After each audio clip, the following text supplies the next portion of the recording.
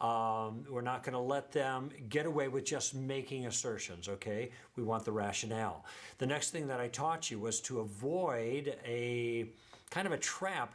I call it the professor's ploy, in which the burden of proof is reversed upon you when you didn't make the claim. And I told you, don't ever allow someone else to make you disprove his or her view. It's their job to defend their own view with their own reasons and evidence first before you have to step up. Okay? And I told you also what to do when you didn't know what to do. This whole approach, our game plan, is a relaxed game plan. It's a don't push it game plan. It's a gardening game plan. So if you don't know where to go next, don't sweat it. If you don't see an opening, no big deal. Do what you can, let the rest go. There's no need to force the conversation. The last thing that we talked about when we were together last time is I showed you how to use the Columbo tactic defensively to keep you out of the hot seat. So sometimes you're going to find yourself outmatched, somebody else that's drilling you with a lot of extra information you don't know how to handle. Go immediately into student mode. Even take notes if you have to. Invite the other person to tell you what they believe and why they believe it. Now you're the learner. You're not trying to persuade. Tell them you'll think about it, and then think about it. Work on it on your own when the pressure is off, and it's just a lot easier to do that. So that's what we talked about last time. Here's what I want to talk about in the third session. I want to complete the game plan, basically. I want to teach you the third step in the Columbo tactic, the third use of Columbo. And that third use is using questions to make a point, or using questions to lead someone somewhere.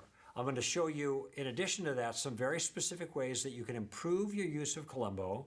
And finally, I want to show you how to defend against the Columbo tactic when somebody else uses it with you. So let's talk for a moment about the third step. We talked about the first step of the game plan. All you're going to worry about is gathering information. You're going to use the question, what do you mean by that? The next step, when people make a claim or an assertion, then we reverse the burden of proof on the person who's making the claim. We use the question, now how did you come to that conclusion, or some version of that, okay? Here's the third use of Columbo. In the first two uses, by the way, we didn't need to know anything but the questions, and that's why it's such a good game plan. In the third use of Columbo, you got to know something. If you're going to use questions to make a point, you got to know the point that you're going to make. Think of it like you have a target, and target is the point you want to make. The questions that you use are going to be arrows shooting at the target, so you have to have the target in view. Now, there are two different ways that you can use this, two different kinds of targets, I guess is the best way to put it. You can use questions to advance your own point of view. So let's say you want to make a point. How do you do that? Use the Columbo tactic. We'll talk about how to do that. Secondly, you can use your questions to exploit a weakness or a flaw. That means you can help a person see where he or she went wrong in their thinking. Let me go back just for a moment to something I said a moment ago. In the first two uses of Columbo, you don't need to know anything but the questions. That's the strength of it for beginners. If you want to use Columbo in a more aggressive way, the third use of Columbo, you're going to make a point. You need to know the point you want to make. You need to know, say, the solution to the problem, if there's a problem in view. And let's just say the question is, why is Jesus the only way? So you want to make the case, or at least you want to explain why Jesus is the only way of salvation. So what do you need to know in that one? You need to know why Jesus is the only way of salvation. If you don't know that, then you can't go further. You got to know the answer to the question, but you also have to know how you're going to get there. So there are pieces to this explanation that you need to have in place. Now, let me tell you a secret about the pieces. If you take the pieces and you place them out one after another, and they lead to your conclusion, it is going to be very easy for the other person, especially if they're a little bit of a kind of aggravated as a skeptic. In other words, they're not playing ball with you very much. They're having conversation, but they're not coming along easily. Then they're going to find something wrong with everything that you say. You're going to have to put pieces on the table to get to your conclusion. In this case, how Jesus or why Jesus is the only way of salvation. But they're not going to let you finish because they're going to start taking exception with the pieces that you put out there to make your case. There's a way around this. And you can call it a trick if you want to. It's tricky, but it's not abusive. And the thing is you want to get as much as possible the other person to put the pieces on the table for you. You want to ask the kind of questions that will get them to affirm these pieces that you are going to use eventually to lead to your point. Now, if they're going to affirm those pieces, you can see, can't you, how hard it's going to be for them to take them off the table. They're their points. They've already said yes to them. They can't go back later and deny them. That's a lot more difficult for them to do. So let me show you what I mean, especially with this issue about Jesus being the only way. One of the first books I wrote was featured at Barnes & Noble, and they had me come in and give a presentation for the book. And it's the thing where the author talks about the books, answers questions, and then signs some books. Well, somebody had been standing off to the side in the maybe the religion section or whatever, and had heard some of the things I had to say. So that person came up to me and asked me a question. They said, "Why do I need to believe in Jesus? I'm Jewish," he said. I try to live as best that I can. I believe in God. So why do I need your Jesus? So that's the question, right? It can be phrased lots of different ways, but this is, why is Jesus the only way of salvation? So now I need to explain this to him, but I know I need to put some pieces on the table. So I said to him, "Do you mind if I ask you a couple questions?" He said, "No, go ahead." I said, "Here's the question." I said, first question. I said, "Do you think the people who do bad things ought to be punished?" He thought for a moment, and then he said, "Well, since I'm a prosecuting attorney, yes." Now, I got lucky in the attorney part. I didn't know that about him, but most people do have this intuition, this deep understanding of justice, that people who do bad things ought to pay for them. Okay, so good. People who do bad things ought to pay. I agree with you, I said to him. So we got a piece on the table that he put there, but I agree with it. Okay, great. Second question. Have you ever done any bad things? That's what I asked him. He paused for a moment and then said, "Well, yeah, I guess I have." Now, if he would have said he's never done any bad things, I would have said, "Can I talk to your wife?" Everybody's done bad things. We all know this. And he was just being honest with me. Okay, fine. There's another piece on the table. I said, "I agree with you." I said, "Now, do you know where we've gotten here? Look where we've come in just two questions." This is what I said to him. I said, "We both believe that people who do bad things ought to be punished, and we both believe that we've done those things. Do you know what I call that?" I asked him. He said, "What?" I said, "I call that bad news." Now, you think about it for a moment. Do I have to tell this man that he's a sinner, I guess? He said, "No, he's already told me." Do I have to tell him that he's under judgment? No, he's already told me. Now, he doesn't know where I'm going with this. He wasn't thinking about that when he walked into the Barnes & Noble. But because I asked him a very specific question that had a very straightforward, reasonable, understandable response, he gave it to me. Now I got this stuff on the table. And I told him, well, it's like you and I are both standing in the dock.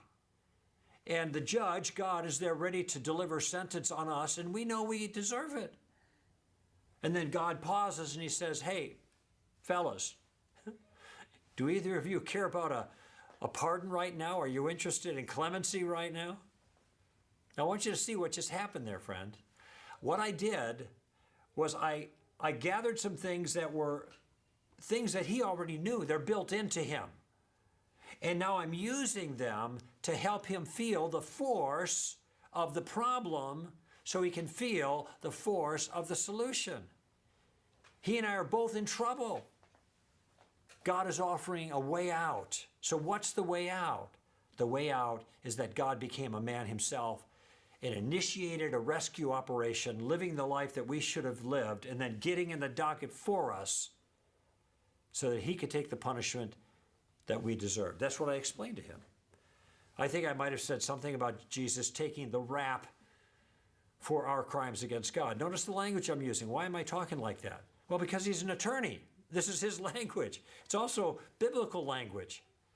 The reason that Jesus is the only way is because he's the only one who solved the problem. Either he stands in the docket, gets our punishment, or we take our own punishment. That's it. If we say yes to Jesus, we're forgiven. If we say no to Jesus, then we get what we deserve to get. So there's the full expanded explanation. But do you see how I got there? I knew the explanation.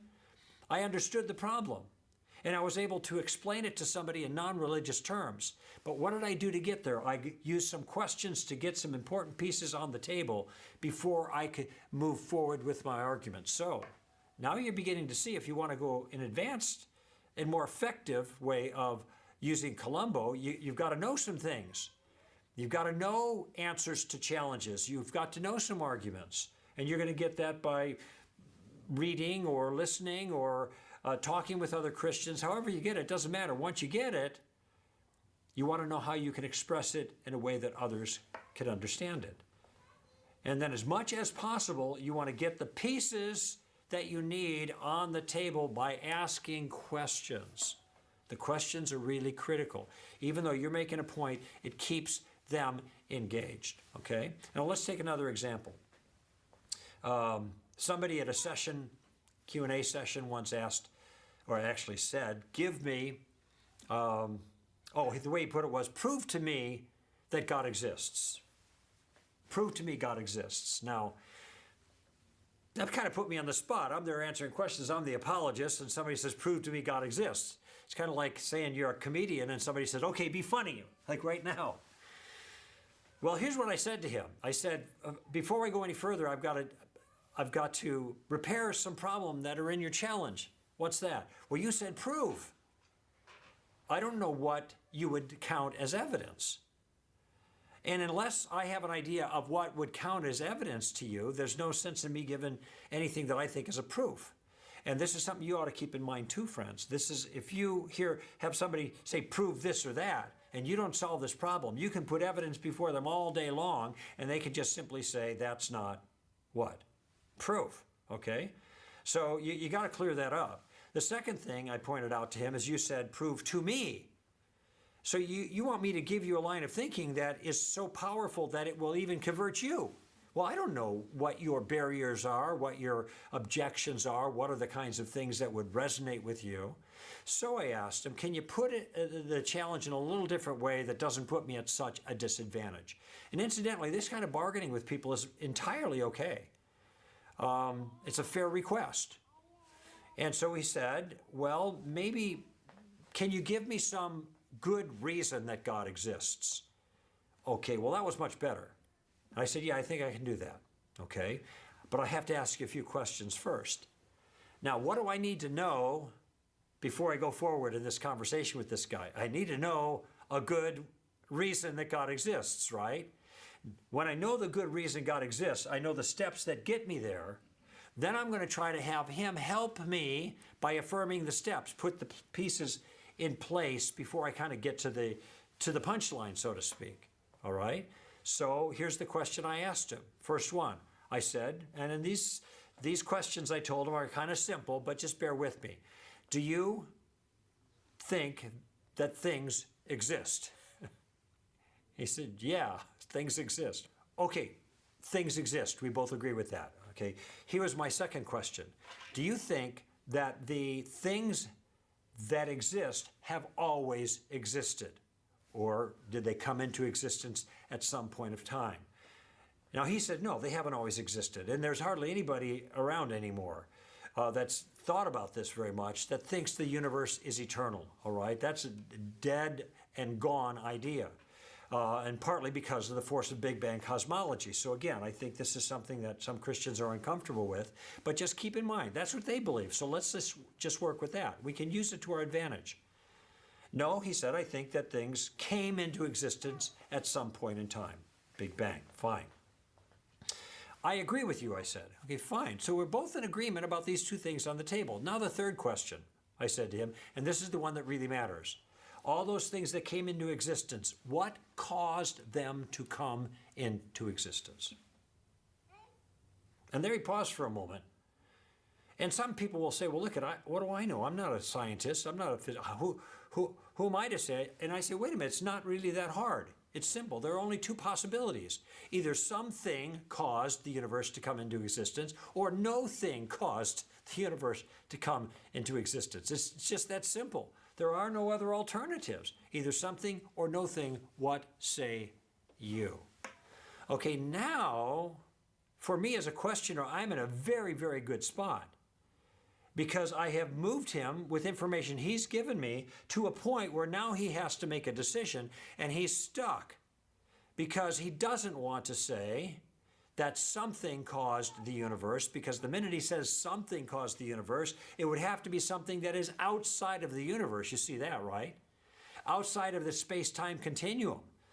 Not something natural, but something at least supranatural, maybe supernatural. And that immediately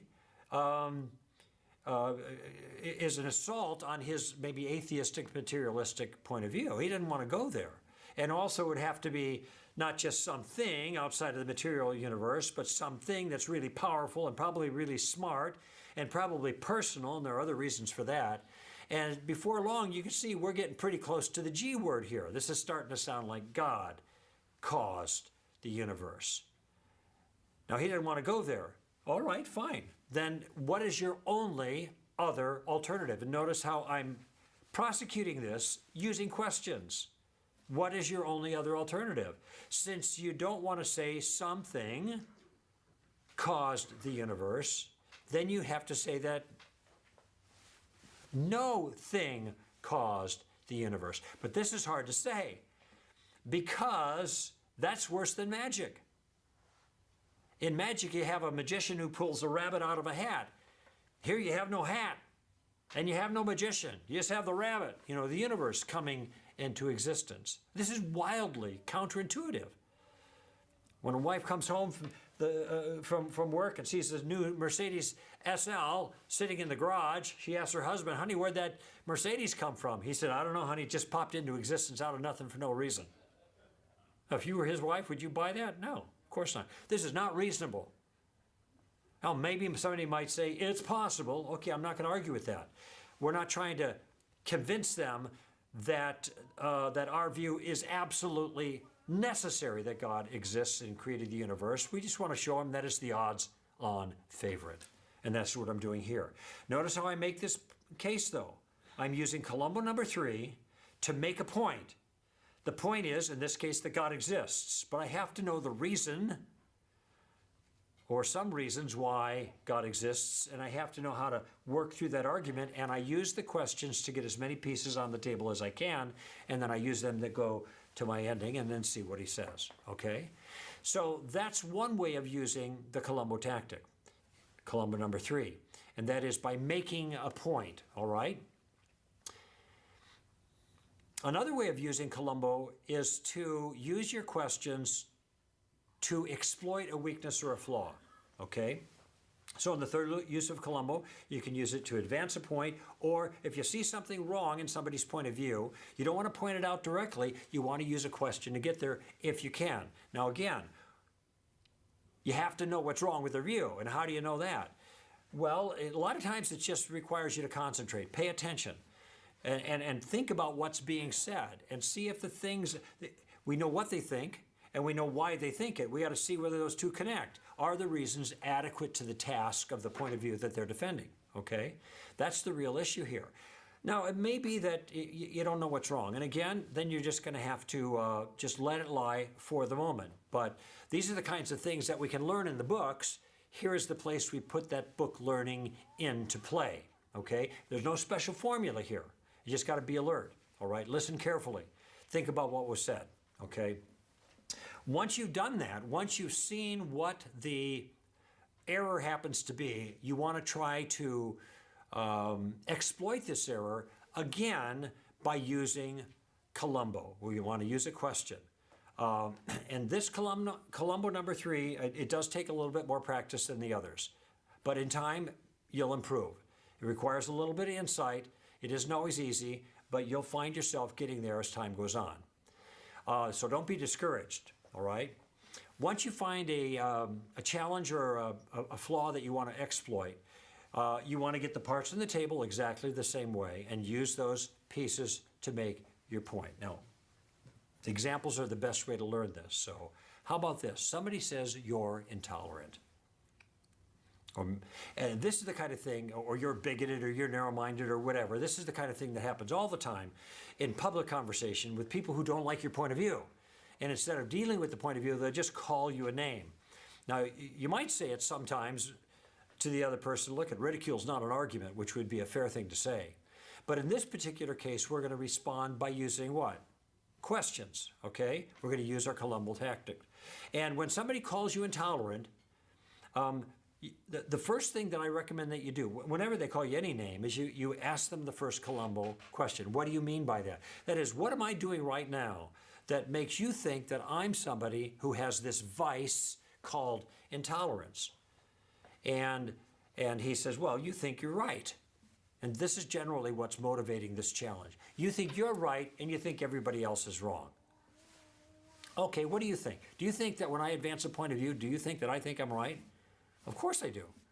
That's why I believe what I do. I believe it's true. If I didn't believe what I believed was true, I wouldn't believe it. I'd believe something else and think that was true instead. But I'm not the only one in this conversation that believes he's right, and that's the point I want you to get. He's getting on my case because I think I'm right, but guess what? That person thinks he's right too. And so now I have another question. Yes, I think I'm right, but I could be mistaken. I'm willing to say that, but let me ask you a question. Do you think you're right? And what's he going to say? I'm wrong about everything I believe? No, he's going to say, yeah, of course I think I'm right. Now, once in a while, people will say, well, I think I'm right for me, and they'll do that, the relativist two-step there. And if they say, well, I'm just right for me, then you say, well, then why are you talking to me right now? Sounds to me like you're correcting me. I'm doing something wrong. You got it right. I got it wrong. You want me to believe like you believe. So the fact is he does think he's right. Okay, now I've got my third question. Okay, I know how this works. I got it in my mind. I'm using questions to get to a point. He says, you're intolerant. I say, what do you mean by that? He says, you think you're right. Well, yeah, I do. But let me ask you a question. Do you think you're right? Yeah, of course he does. Here's my final question. Why is it that when I think I'm right, I'm intolerant? But when you think you're right, you're just right. What am I missing here? Now, I say that to him, but I'm not missing anything. I know what's going on here. He has reduced our conversation to common name calling. He is just calling me a name. He's calling me intolerant or bigoted or whatever it happens to be. And he's using that to substitute for reasonable conversation. What if I turned to him when he called me intolerant and I said, well, you're ugly and your mom dresses you funny? Now, I wouldn't say that kind of thing because it's not polite and it's not on point. The guy could be really ugly and really right. Has nothing to do with it. Why am I going through this conversation with him this way? I'm trying to show him his flaw, that he is just simply resorting to name calling to make a point, which is bad manners and bad thinking. And I want him to get back on the point.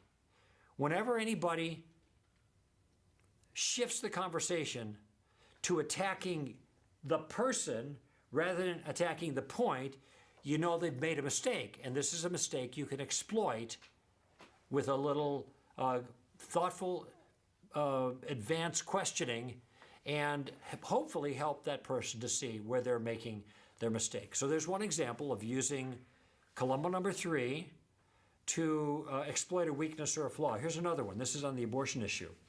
I was at a conference many years ago. We had a table with product on it, and a gentleman came up to the table, a Christian. And he said, well, I believe personally that abortion is wrong. That's my personal belief. But I don't think we should be forcing that on other people. Okay? So this is called the modified pro-choice position, and you probably heard politicians use this. Any so-called modification of the pro-choice position is always pro-choice, just to let you know. There is no such thing. Okay, but that's what they call this, okay? I'm personally against it, but I think that I shouldn't be pushing my views on other people. Okay, so this is the place where you need to ask your first Columbo question. What do you mean by that? And what I said to that man in this particular case is, why are you personally against it? I need a piece of information there. Why are you personally against abortion? You say you're against it. Why are you personally against it? Here's what he said to me. He said, because I think abortion takes the life of an innocent human being. And that's why I would never have an abortion. Okay, so now I got what I needed. And here's what I said to him. Let me just repeat back to you what I thought I heard you say. And you tell me what you think of it, okay? You actually believe that abortion kills an innocent human child. And you also think that women should be allowed to do this to their children. Is that right? Now, he started shuffling back and forth. And well, what he said was, well, if you put it that way. I said, put it what way? That's your view. Am I distorting it? If I'm distorting it, you let me know. But that's what I thought I heard. And that is what I heard. And that is his view. And that's why that kind of view, the modified pro-choice position, is barbaric. If you actually believe that abortion kills an innocent human being, why would you think anybody should be allowed to do that kind of thing? Why would you not enforce that kind of thing? So what did I do? I used Columbo number 3. I was aware of a weakness. And because I was aware of the weakness, I could see how I wanted to get to my point, that the so-called modified pro-choice position was a bad point of view, okay? And then I asked some questions to help, actually to get him to help me get to this point. And he was stuck. He couldn't go any further. Now, did I corner him? Yes. Did I trap him? Yes. But it was completely legitimate. Okay, so that gives you an idea how to use Columbo, number 3, by using questions to make a point. Whether the point is your own point of view or the point you want to make is exploiting a weakness or a flaw. Now I want to talk for a few moments about how to improve your Columbo skill. How do you get better at this? I think the best way to improve your Columbo skills is to work on the challenges when the pressure's off. Now, when is the pressure going to be off? It's not when you're talking to somebody. That's the pressure is on. It's either going to be before or after. So that's going to give us some insight as to how to best improve. And I want you to think about 3 words. Anticipate. That is before your event, before your conversation, anticipate. Reflect. That's afterwards. And practice. Anticipate, reflect, and practice, or role play, if you will. In other words, what you want to try to do, in some cases, is to anticipate objections and think of questions in advance. I mean, maybe you've had some things that have stumped you. You've engaged with somebody before, and they've just caught you by surprise. You haven't known how to respond to that issue. Well, figure out what the right response is. Do your research. Find out a response to it, and now what you do is you figure out the right questions that will help you get to that point. Okay? Once you figure out the questions that will get you to that point, then do a little role play. Practice it out loud with somebody else, by yourself. I do it in the car all the time. I'm thinking, oh, what would he say to me? Well, he'd say this, but then I'd say this, but then he'd say that, then I would say this.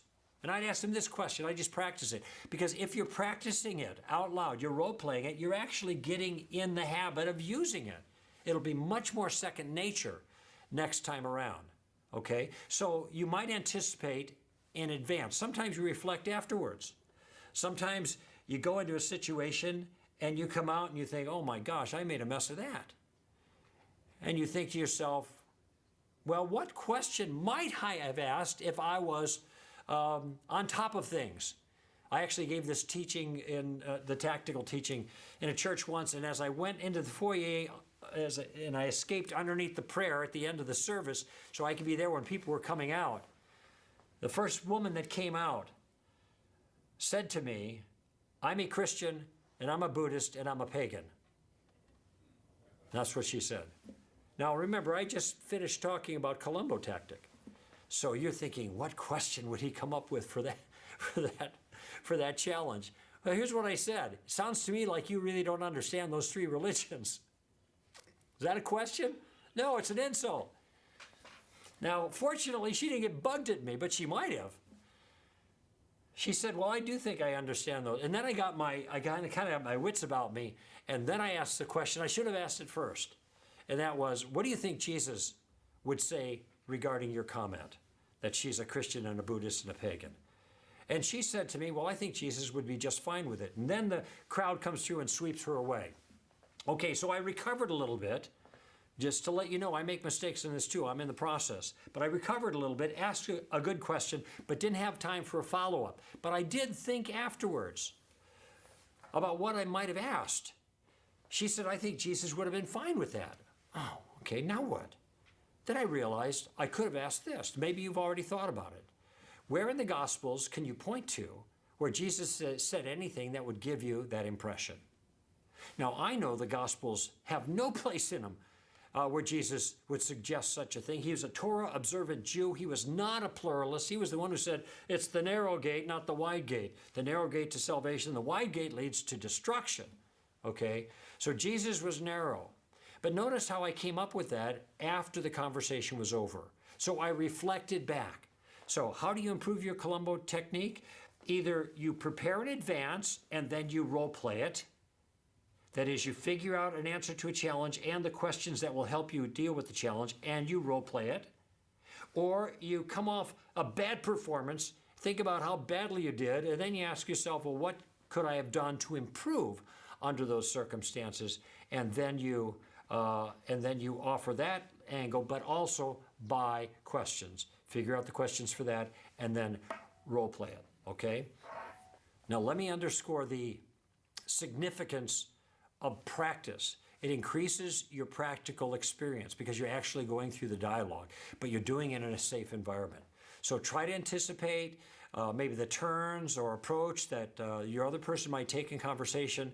Anticipate how you'd respond and what they might say in response, and then role play out loud if possible, and let the ideas sink in a little bit. And I tell you, if you practice in advance, when these issues come up, you'll be ready because you've already rehearsed your response to them. It really works. I mean, take my word for it. It really works. It's the same way, by the way, political candidates prepare for televised debates, or comedians prepare for their spontaneous kind of funnies on talk shows. They come in and they, how are these guys so funny when just at the drop of a pin? But that isn't the way it happens. It happens because they practiced in advance.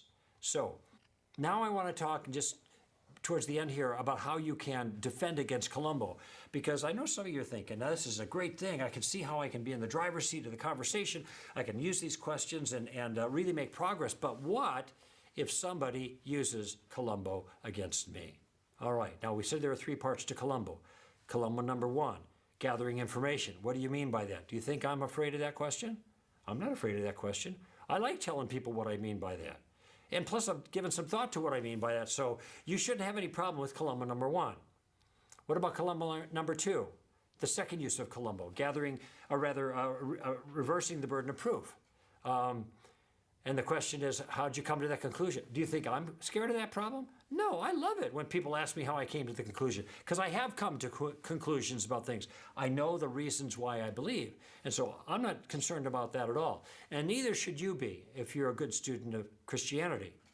It's the third one you have to worry about, because sometimes Columbo number 3 can be used against you in a manipulative kind of way. That is, the other person is going on the offensive against you, and they're asking questions that you sense are meant to set you up or trap you so he can exploit what he thinks are weaknesses in your own view. Now, I encourage you to do this because I'm trusting your charity in doing it, that you're not doing something illicit or inappropriate, or you're not just trying to make them look bad. But you can't trust other people in the same way, because sometimes they're just trying to make you look bad. So how do you keep from being taken advantage of, I guess is the best way of putting it in this situation? Well, here's what I suggest. First, you stop the advance, okay? You might say something like, well, you know, as he's asking questions and wants you to answer, and you're starting to wonder, is he leading me down the primrose path? You could say, you know, you're asking a lot of questions here, and sometimes it confuses me because I get the feeling that you don't really want to know the answers to the questions, but you just want to know, want me to kind of commit myself because you're going somewhere else. You're going to make a point down the line. And that makes me a little uneasy. So I'd rather not answer a lot of questions at this particular point, if that's okay with you. So the first thing you're doing is you're just stopping the advance. The second thing you do is you want to regain control. You want to get back in the driver's seat because he's in the driver's seat with his questions, right? So you want to get back in control. And so you can say this to him. Why don't you just simply state your point? What do you mean by that? State it clearly so I don't misunderstand it. And then give me your specific reasons. That's Columbo number 2. How'd you come to that conclusion for your view? See how flexible these questions are, okay? And then let me chew on it for a while and see what I think. Now that's the way to protect yourself. This is very similar to getting out of the hot seat, but you're not quite in it yet. You just getting the feeling that he's asking these questions, and you're going to get in trouble if you are not careful. So then you just put a halt to it. You say, it seems like you're trying to make a point with the questions. That's kind of confusing for me. I'm not exactly sure how to respond all the time, but why don't you just make the point? Say what you mean and why you believe it, and that'll be fine, and I'll think about it. All right? So let's review what we've covered here in this session. First, we learned the third use of Columbo. We're going to use questions to make a point or to lead someone somewhere. We want to exploit a weakness or a flaw, or maybe make a point about our own point of view. Okay? I told you the way to do this is you're going to have to, in your own mind, know the point.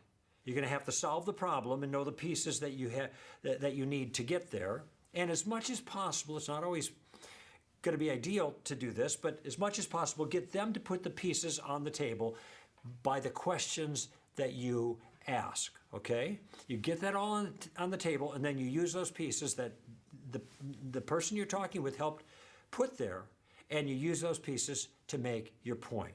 The second thing we learned was how to improve your Columbo skill. I gave you 3 words: anticipate, reflect, and practice. And these are very simple to keep in mind. Either before you anticipate the problems, or after you you take a look at what you've done and reflect on how badly you did. In either of those cases, the pressure's off. So you can work on those issues and then work on the questions that can get you where you want them to take you. And then role play it. This is really important. And the more you role play it, the more natural it's going to become. And then finally, we learned how to defend against the Columbo tactic when it's used against you. The first question of Columbo, you shouldn't have to worry about it. The second question of Columbo, you shouldn't have to worry about it. But the third one, where they're using questions to lead you, then you want to stop the advance. You want to say, well, why don't you just make your point and let me respond to it. So you're stopping the advance, then you're regaining control by asking him to change his approach, but still giving him a chance to make his point, okay? So that's how that works. Now, I want you to do some homework before your next session. Here's what I want you to do in the next few days or week, whatever. I want you to find a friend or two, and I want you to teach them the basics of Columbo 1, 2, and 3. You know it's not that hard. I've already given it to you. You've got a notebook right there you can use. Let them know what you're learning, how it's helping you, and explain to them the basic facts. Walk through them as best you can. And encourage them to just start using Columbo number 1 to get used to it, gathering information. And they can do that for a week or two to get kind of rolling. And if you teach it to them, I guarantee you, you're going to learn it better for yourself. Now, in our next session, we'll learn one good way to discover a certain type of weakness or a flaw. I call that tactic the suicide tactic, and we'll talk about it then.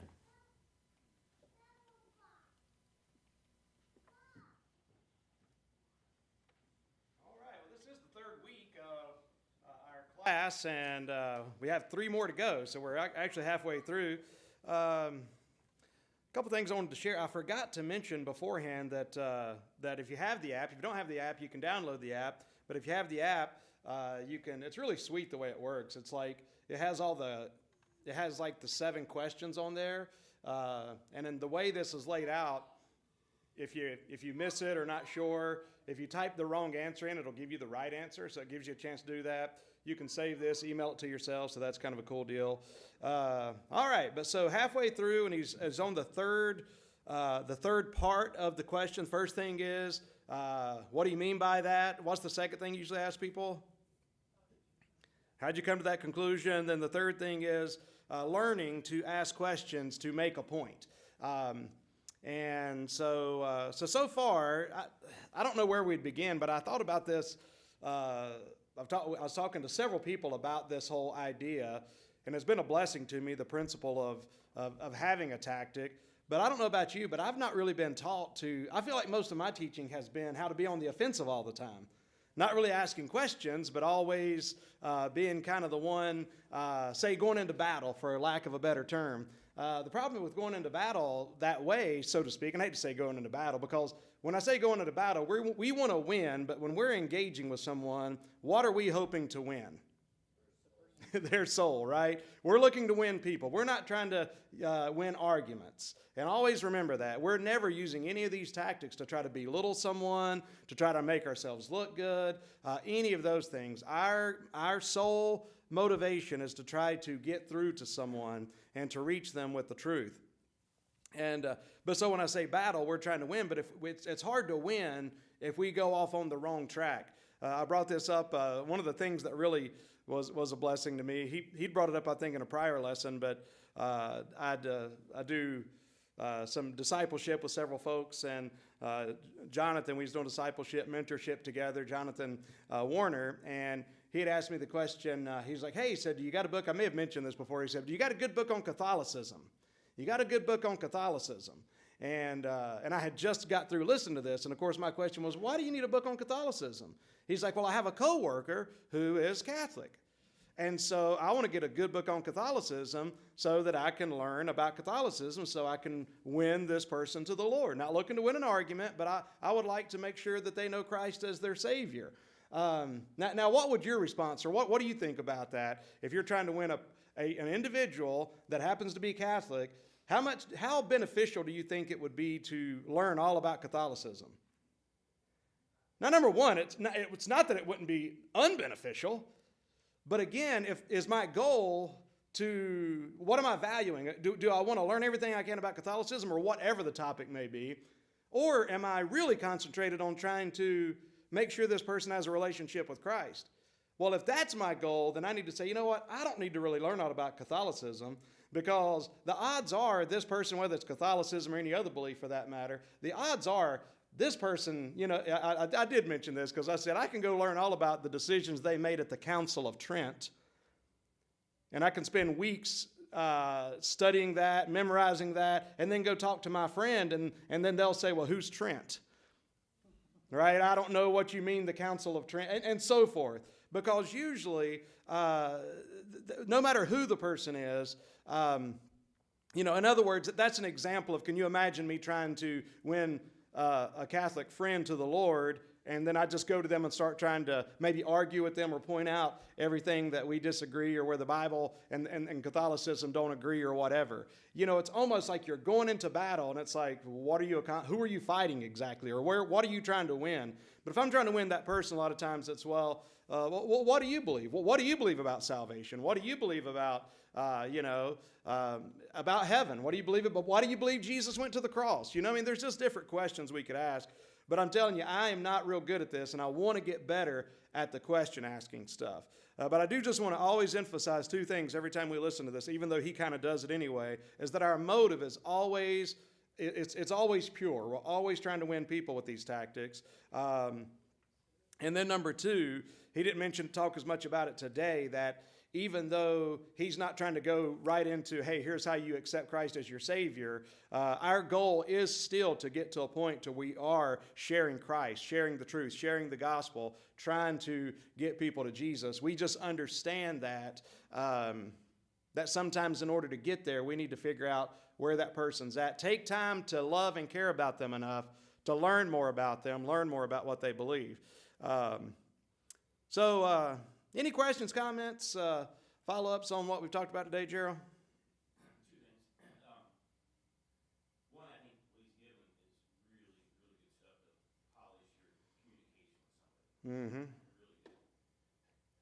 What I was sitting there thinking, though, was what if a person did like they could reproduce all that? He is a self-proclaimed Christian apologist, and most of us are not that. Yeah. And I just say this, that if you can't reproduce all that, don't let that discourage you from still telling people about Jesus. Amen. You know what I mean? Because Yes. he's going deep, but it's not always required to go that deep with everybody. Yeah, great point. And the Lord knows how to hook you up with those people. And some people are going to go there because they like to argue and they just want to know your answer and all that. But I would just say this, that, I'm sitting there thinking, I love everything he's saying. It's so much. I don't have to reproduce that line upon line perfect. Mm-hmm. I can from it. But even though I can't reproduce all of that, I can't let that discourage me from at least trying the best I can. Yeah, absolutely. That's a great point, Gerald, because I agree. Yeah, because I'm sitting there listening to this, and and again, not that, but I've committed, most of my life to learning and Christ and all this. And then I still find this just like, okay, that's going to take some work for me, right? But you don't have to become an expert at it. That's right. Share Christ with somebody. And I really do think that, if nothing else, that especially the very first thing that he's starting to mention there, that what do you mean by that thing can really help out a lot. Because again, you don't have to know anything. How'd you come to that conclusion? Those two you can learn if it's whatever kind of discussion it is. But ultimately, and it almost is, it goes to like the Columbo tactic. You talked about the reversal of it. We talk about this a lot. There's some people who are scared to talk to someone about the Lord or share their faith. And what's some of the top reasons? Or maybe, and I'll just stop you when we get there, but maybe you know what I'm fishing for. What's one of the main reasons that some people don't want to share their faith with people? Yeah, okay. We're scared you will not have an answer. Or we're scared we don't have the answer. We're scared they're going to ask us something about, evolution or some random topic in the Bible that we don't really know about. And we should not let that scare us as Christians. How do we respond if somebody asks us questions that we don't know the answer to? I don't know. But if you know Jesus Christ as your Savior, what do you know? You know Him. And you can say, you know what, I don't really know a lot about that. And you can say, I'll try to find out. And I may even try to get you a good resource. But what I can tell you is that I know the Lord is my... And I've done that many times. I've done it with things I have known the answer to.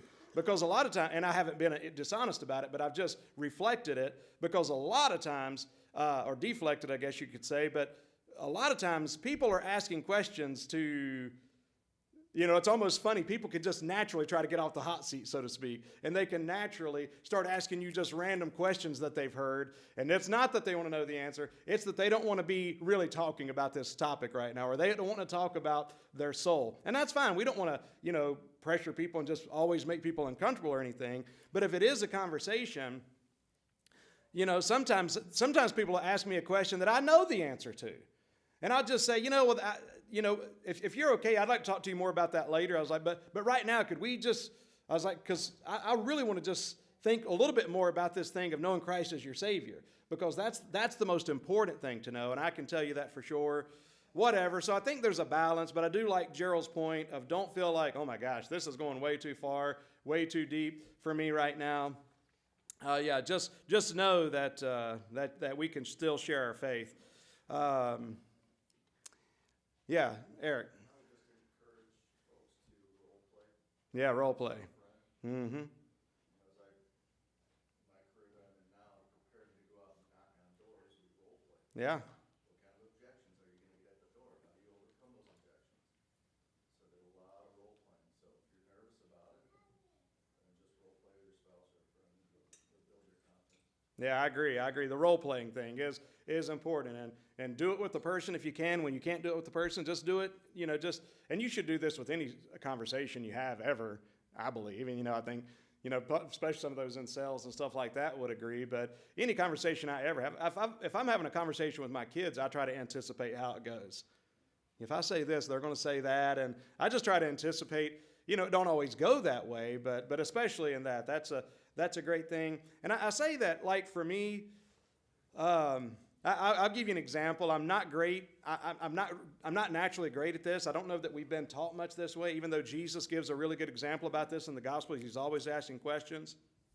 But I can remember one particular time that I was working at Polaris, and this fellow that I worked with, he said, "So you're a Christian, huh?" I said, "Yeah." I said, "I sure am." And he said, "Okay, cool. And I can't even remember what he said. It was like an Eastern religion thing. They're all kind of similar, kind of Buddhist-ish or something, some kind of hybrid. Can't even remember what it was. And then what I said to him after that was like, "Oh, okay." I said, "I've never heard of that." I said, "So what do you believe about origins?" That was my question. What do you believe about origins? In other words, where did everything come from? Where did everything come from in your belief system? And he kind of sputtered a little bit, and then he said, "Well, to be honest, I just read a little article online about this religion, and I thought it sounded kind of cool." That's how a lot of people are. And so don't feel like you've got to, again, oh gosh, I heard of that religion. I'm going to attack that religion. No, this is just a guy that's kind of searching for something. People want to believe in something. A lot of times people want to believe in something that goes along with the lifestyle they want to live as well. That's all it was. I will say always pay attention to self-defeating arguments. If you pay attention, and you can train yourself to pay attention to these, they're not that hard to catch if you'll pay attention. Just for instance of, the thing of you're intolerant because you think you're right, or whatever. It's like, wait, so, and it's just like the statements. It's the idea of tolerance, that we will not tolerate intolerance. It's those kind of ideas. It's the ideas of, people who will say, and I'm trying to think of some examples that are just out there all the time, but there's a lot of self-defeating arguments, In other words, here's a good one. People who do not believe in absolute truth. And that's right, Ralph. What is it? You want to know what they believe? They are absolutely sure that there's no absolute truth. I forgot to have my lapel on. They're absolutely sure that there's no absolutes. Things of that nature. Some arguments are just self-defeating, and you gotta listen for some of those. Some of those aren't really hard. There is some really good apologetic stuff you can listen to. Frank Turek is one I enjoy listening to. And again, this fella does a really good job. He's got a whole ministry that's based on this. I think that's about it for what I've got. I've always got something else rattling in my head. Yeah, Kevin. I think this quote kind of correlates with a lot of sales training that I've had, which is about human nature. Mm-hmm. And it's about don't go in and tell everybody what you know until you find out what they want to know. And if you don't know that, you tell them that, and then that creates an opportunity for a second appointment or getting together. Okay, I like that. Because it is something. So Kevin is saying, just again, it's a sales kind of thing, but you learn human nature. We're not trying to sell anything, but again, it's just human nature. It's some of the general principles. But what do they want to know? Before you go tell them everything that you know about the topic, what do they want to know? And that way it sets up the opportunity for maybe a follow-up visit or follow-up appointment. And I think I'll just bring that back around to one of the main points. One of the main reasons I like this too is even though some of these things are good for just passing by, he's talked about some conversations he had on a plane, whatever, that they're good in those kind of on-the-spot random encounters with people, but they're also really good for people that we know and love and work with. And I love the idea, because to me, this question, the asking of questions, I don't know, it's relationship building. It's relationship building. It's like, what, we could talk about this more later. Hey, I've got this cool, I listened to a really good podcast on this the other day. If they're a reader, hey man, I've got a really good book on this if you'd like to, or, on this topic, whatever. But it's emphasizing, and this is the thing that I say that's true about it, and that's got to be true, and I talked about motives again, is that we genuinely love and care about these people. We do.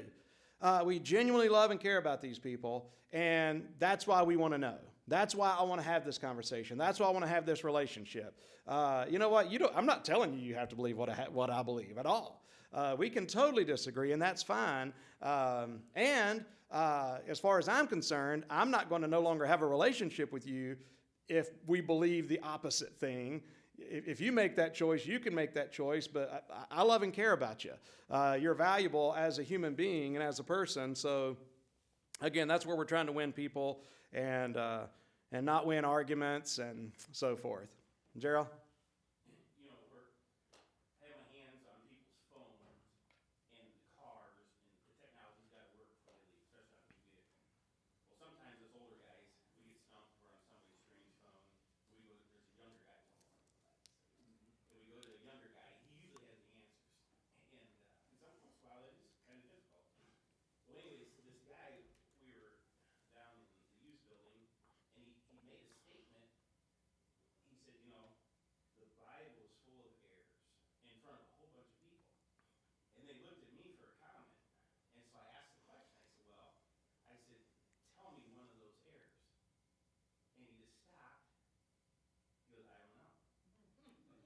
Yeah. Everybody. He was being honest. Yeah. And then I go, so why did you say that? Here's what he said. I just heard my brother say it one time. And he killed the whole thing himself. Yeah.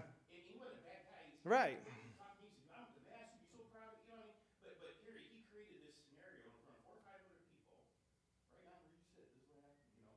And then, but with those two questions, he killed it in front of everybody. Yeah. Just two right questions. Right. And actually, I'm glad it didn't get more difficult than that, and it potentially could have. Right. But that, for instance, it did. But those questions is what ended it. Yeah. Yeah, Kevin. I think you're going to create a lot of credibility by saying, I don't know the answer, but I'm going to find it out for you. Yeah. Get back together. Yeah, yeah.